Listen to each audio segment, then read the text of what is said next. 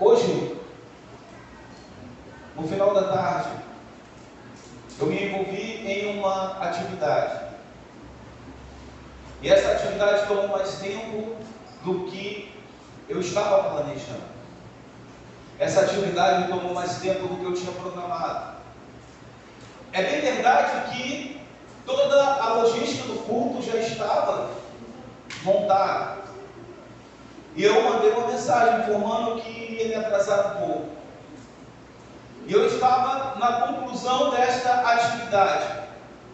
Irmãos, poucas vezes na minha vida eu senti Deus falar comigo de forma tão próxima. Eu senti dentro do meu coração Deus dizendo para mim: eu não acredito que você me trocou por uma atividade simples que você poderia fazer depois. Eu tomei um choque e falei para minha esposa, eu estou me sentindo mal. E ela: o que houve? Eu falei: eu estou me sentindo mal. E larguei tudo lá do jeito que estava, botei a roupa e vim para o culto. E vim para o culto grato. Eu vim para o culto agradecendo a Deus, porque apesar da falha que eu cometi, do erro que eu estou confessando aqui diante da igreja, apesar do erro que eu cometi, Deus ainda foi misericordioso. Porque quando a gente não se importa, a gente deixa doer. Quando a gente não se importa, a gente não chama a atenção.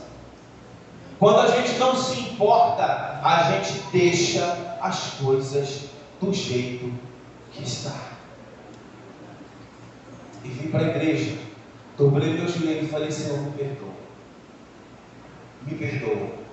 Porque, irmãos, foi pura falta de planejamento. Foi pura ausência de programação. O evangelista, a Bíblia diz que é aquele que confessa e deixa, alcança misericórdia. Eu pedi a Deus: tem misericórdia de mim. Eu chego no ponto e olho o presente que eu estou recebendo. Olha como Deus é misericordioso conosco. Porque isso aqui para nós é presente, irmãos. Isso aqui para nós é bênção. Poder estar falando do amor de Deus, mesmo algumas vezes a gente não amando Ele da forma como Ele nos ama, mesmo a gente não correspondendo e sendo falho com Ele. Por que, irmão? Porque avivamento passa por isso. Avivamento passa por santidade, mas avivamento também passa por compromisso. Avivamento também passa por você não fazer as coisas de Deus de qualquer maneira.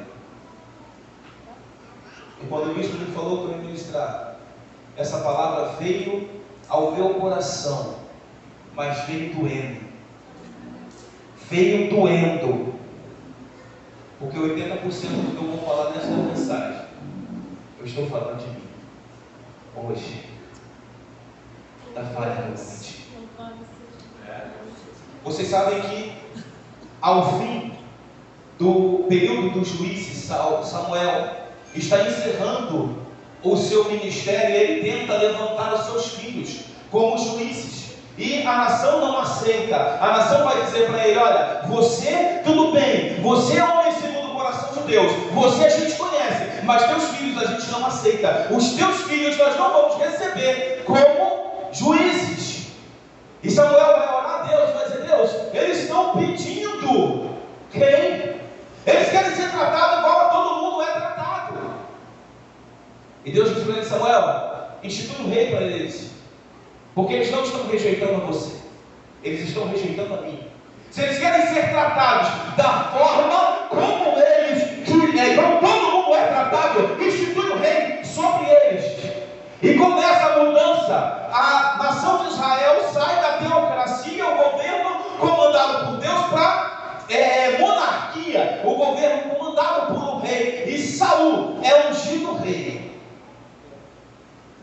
Saul é ungido rei. E começa ali o seu planejamento de governo, evangelista Rubens. Ele começa a tratar as coisas concernentes ao seu novo posto, mas Saul deixa escapar um detalhe, que não te detalhe, não tem nada. O Saul deixa escapar um fato que não é simples, que não é comum, que não é algo que você esquece. Hoje em dia você sai de casa, a pessoa fala assim: esqueci a chave, normal, as pessoas esquecem a chave. Esqueci a porta aberta, a panela no fogo. Por exemplo, você vai dizer: esqueci o celular. Todo mundo olha, esqueceu o celular. É como se fosse um absurdo. Mas Saul comete esse absurdo aqui, porque quando Saul reina, todo mundo sabe que a arca que simboliza a presença de Deus foi levada pelos filisteus, e Saul não se importa com o fato do Santo dos Santos estar vazio. Mas já tem a pia de bronze. Vocês também são muito exigentes. Vocês estão aí, Deus, é verdade. Vocês são muito exigentes. Já tem o altar do incenso. Já tem a mesa do propiciatório. Já tem. Porque quem faz as coisas de Deus relaxadamente é assim que pensa. Quem faz as coisas de Deus de qualquer maneira é assim que pensa. Mas já tem 5, para que mais um? Mas tá bom assim do jeito que tá. Mas não tem problema não. Você vai todo culto, terça, quinta, domingo. Quem que tem chegar atrasado numa quinta-feira? Quem que tem voltar numa terça-feira? Quem faz as coisas de Deus de qualquer maneira não se preocupa com detalhes que podem ser relevantes para nós, mas que são importantes para Deus. Saul reina 40 anos, e o Santo dos Santos, aquilo que os judeus chamam de um ponto central do mundo, está vazio. 40 anos se passam. Davi assume o trono. E quando Davi assume o trono, Davi assume com status de grande líder. Davi assume com status de grande guerreiro, desbravador, homem que domina outras nações. O pessoal pensa: a gente vai voar agora, a gente vai arrebentar, agora só vai dar gente, agora a gente vai arrebentar. Os homens estão tinindo, presbítero Wagner, os homens estão com sangue no olho, com faca no dente, presbítero Leandro, eles estão voando. Quando Davi chega: e aí, Davi, qual vai ser a primeira cidade que a gente vai invadir? Qual vai ser o primeiro povo que a gente vai tomar? Davi se levanta e diz: ei, peraí, eu não dou um passo como rei antes de ir buscar a presença. Eu sou guerreiro, eu sou de briga, eu não levo desaforo para casa, eu não sou de correr de uma boa batalha, mas com o Santo dos Santos vazio, eu não reino.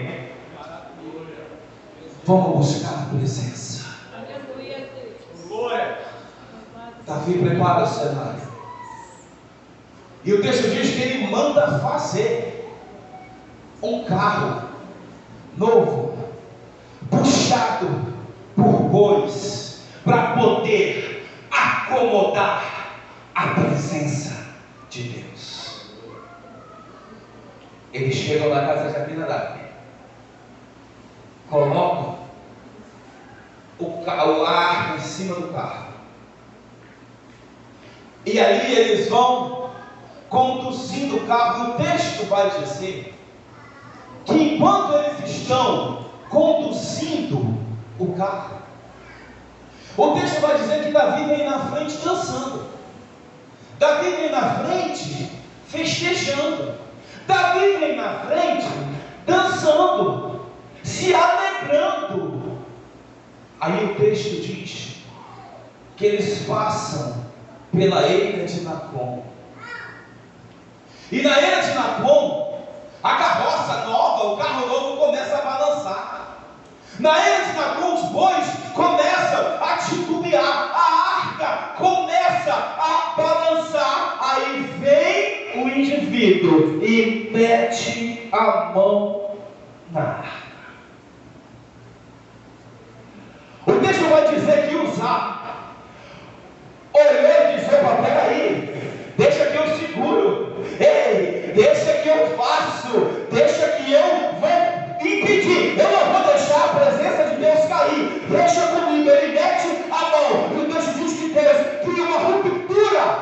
brecha, faz um buraco, abre logo no meio.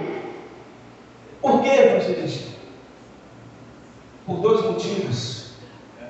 Primeiro, porque ele quis fazer para Deus em público aquilo que ele não fazia para Deus em particular. Porque isso aqui é reflexo do teu particular com Deus. O teu avivamento é reflexo do teu particular com Deus. O teu glória é reflexo do teu particular com Deus. E aí você entende porque eu abri a mensagem confessando para a igreja, eu cometi um. Porque é parte do meu particular com Deus. Ele toca na arca. E Deus, olha aí, eu passei 20 anos na sua casa e você não se importou. Eu passei 20 anos na sua casa e você não esquentou a cabeça. Agora você quer fazer em público aquilo que você não fazia na intimidade. Você quer fazer em público aquilo que você não fez no particular.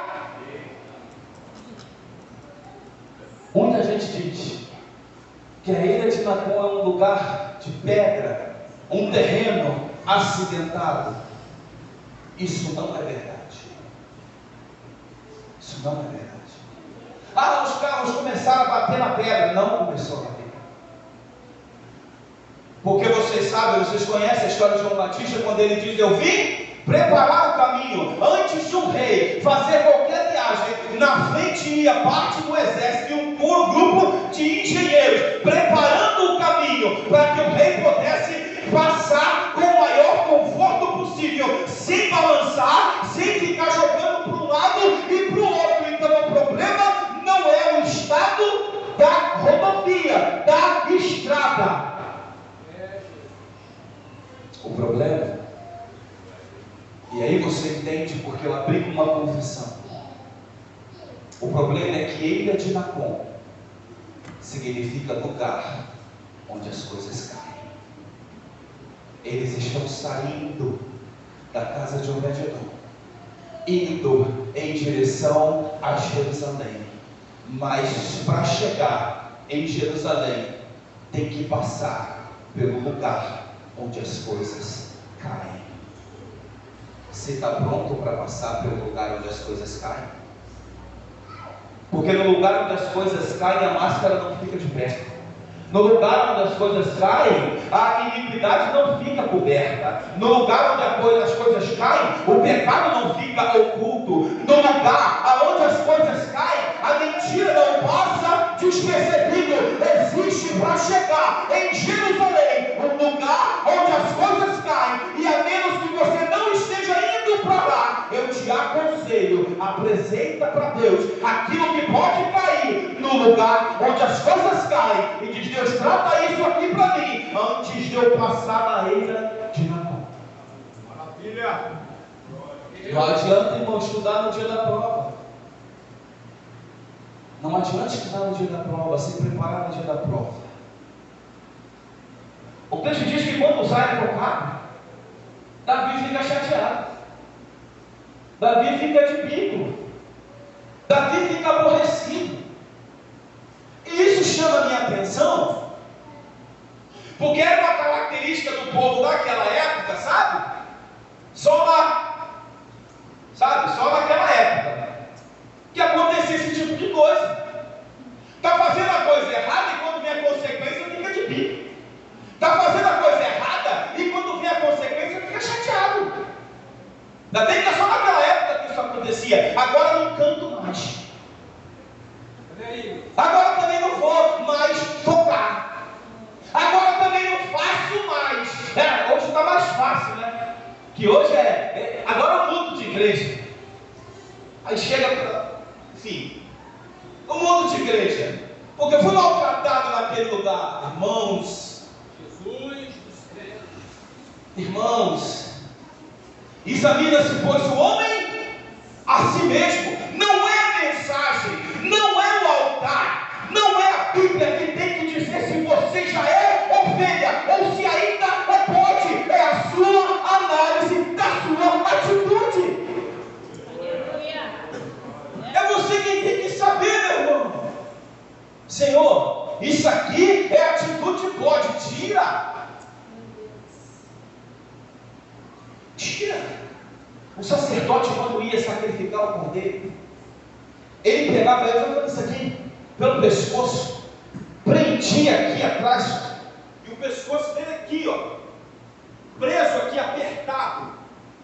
E ele não ia caminhando tranquilo, não. Ele ia dando trampo, ele ia batendo, ele ia forçando, e ele ia apertando com toda a força. Para quê, evangelista? Para matar antes da hora do sacrifício? Não, para garantir que não berra, porque se berrar, não é ovelha, é bode. Ovelha vai multa para o matadouro. Agora tem ovelha que tem satisfação. Não pisa no meu carro, não. Como assim? Como assim? Se berra, não é ovelha, é bode. E naquele dia, os bodes vão para a esquerda. Então é você que tem que se analisar. Davi está fazendo a coisa errada e está chateado. Mas o texto diz que ele vinha dançando com força na presença do Senhor. E quando vem a consequência, ele congela. E agora? A arca vai para a casa de Obed-Edom. O texto diz que em 3 meses a arca abençoou mais a casa de Obed-Edom do que durante 20 anos na casa de Abinadab. E sabe o que é isso? Não é o caixote, não é o utensílio, mas é a reverência que se prega, que se tem com aquele utensílio. Sabe como é que eu imagino na casa de Abinadab? Acaso um canto aí que chegou um negócio para a gente guardar, bota no canto lá e cobre. Sabe como é que eu imagino na casa de Obed-Edom? Rei, a partir de hoje não tem palavra torpe, não tem discussão, a partir de hoje não tem fofoca, não tem gritaria, porque Deus está entrando aqui na casa. Não quero pornografia na televisão, não quero pornografia no celular, não quero disse-me-disse, não quero nada escondido, porque Deus está entrando aqui. A partir de hoje, a gente não paga, não precisa mais torto, porque quem está entrando aqui é Deus. Davi ouve que a arca abençoou a casa de Abinadab, de Obed-Edom, perdão. E aí, ele deu um choque de realidade. Ele pensava que a arca era maldição, não, ainda é a presença. Ele pensava que a arca vinha para o mal, não, ainda era a presença de Deus. Segunda Crônicas diz, explica melhor isso para a gente. Vai dizer que Davi tem um choque de realidade. E diz: como eu poderei trazer para casa a presença de Deus? O texto diz que ele manda chamar os levitas. Epa, mudou, hein? Dispensou o carro novo, dispensou os bois e manda chamar os levitas. Sabe o que Davi vai fazer? Primeiro, Davi está dançando, fazendo a coisa certa da forma errada, porque com Deus é padrão de excelência, é qualidade total. Aí Davi tem um choque de realidade e manda chamar os levitas. Evangelista, por que a coisa certa da forma errada? Ele estava buscando a presença, sim ou não? Sim ou não? Ele estava trazendo a presença, sim ou não? Mas ele estava trazendo a presença em cima de carros novos, de um carro de boi. E o texto diz, a lei diz que a presença tinha que ser conduzida, era no ombro dos levitas. Davi, quando ele escuta que a arca está abençoando, ele manda chamar os levitas. E ele vai dizer: agora vamos fazer a coisa certa, agora vamos fazer a coisa do jeito de Deus, agora vamos fazer a coisa certa da forma certa. Agora, por que ele não fez antes? Porque a coisa certa da forma certa demora. Demora. A arca vem para o ombro do levita, 6 passos. No 7º para, sacrifica, adora. Mais 6 passos, para. No 7º, sacrifica, adora. Evangelho, mas essa arca nunca vai chegar em Jerusalém. Não vai chegar, mas você está fazendo a coisa certa. E fazendo a coisa certa, você não precisa ter pressa. Uma hora você chega. Então vai no passinho, 6 passinhos para, sacrifica. Está devagar, mas está do jeito certo. Está devagar, mas está da forma que Deus quer que seja. Está devagar, mas Deus está no negócio. Está devagar, mas Deus está indo contigo. Aí o texto 14, que antes ele estava adorando com força. Agora o texto diz que ele está dançando com todas as suas forças. Por que mudou, irmãos? Pergunta para o teu irmão que você não ouviu falar, por que mudou?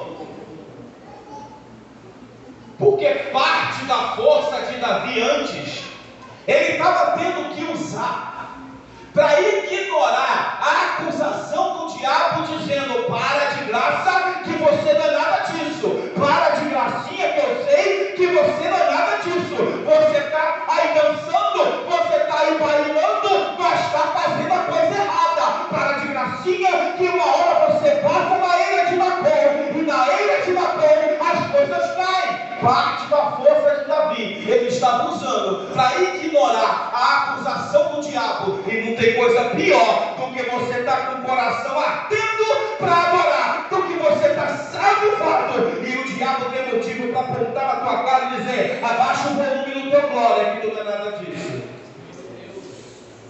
Não tem nada pior do que você estar voando para adorar e o diabo dizer: o aleluia é bem baixinho para ninguém perceber, porque tu não é nada disso. Agora Davi está fazendo a coisa certa.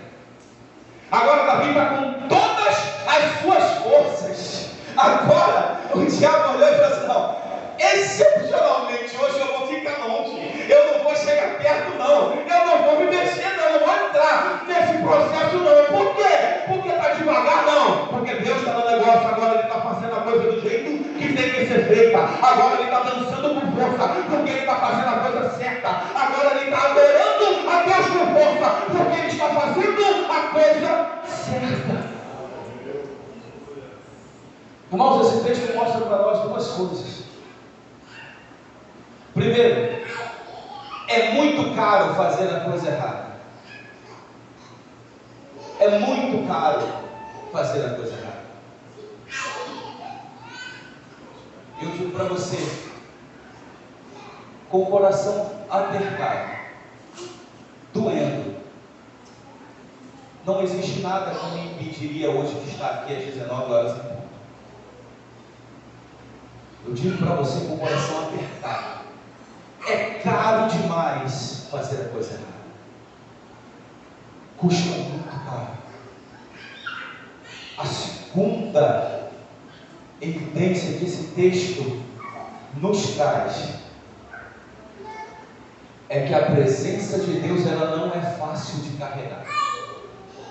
A presença de Deus, ela não é fácil de conduzir.